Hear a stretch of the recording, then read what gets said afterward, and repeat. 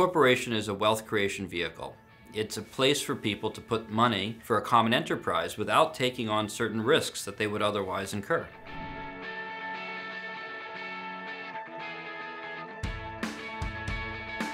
If you put money into a corporation, you get a share of the profits, and that corporation can organize itself, or can be organized by professional managers, to use that money more efficiently than any one person could. I mean, think about an assembly line, right? You have a bunch of people on an assembly line making a chair. Instead of one person doing every step in the process, there's one person who's creating dowel rods, and another person that's sanding, and another person that's chopping wood, another person that's painting.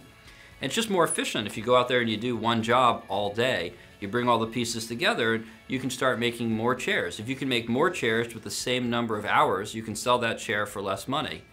And now that chair, which is every bit as good as the chair made by a single person, if it's just as good and it costs you less money, you can make a profit selling it for less. And now there's cheaper chairs to sit on. Now people can buy a chair and still have enough money for soup for dinner.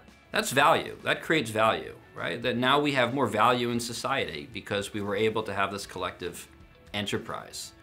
And corporations can do this because, one, they exist separately from the people who own them. They're their own things. So you put money into a corporation, and now that corporation has resources with which it can engage in commerce, and construction and manufacture, etc. The second thing is that if you put money into a corporation, you're not at risk of losing more in general than you put in. This is called limited liability. And that will encourage you to invest in the first place. So let's say that someone in Microsoft goes to China and needs to get a shipment off a boat and gives the guy $10,000 to get a permit to make it happen. These sort of things happen, right? It's called bribery.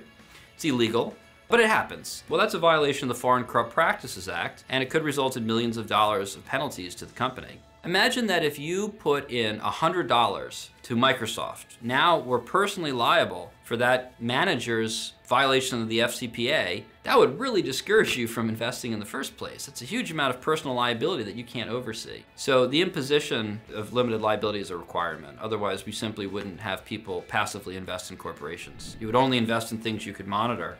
And again, monitoring is very expensive. There's still risks, of course, in investing in corporations, but the risks are primarily around losing the money you've invested. No one's going to come and take your house. And that really encourages investment because that allows us to invest an amount that we're comfortable with, we have certainty, and hopefully that's an amount you can afford to lose. But then, of course, if things go well, you get a share of the gain.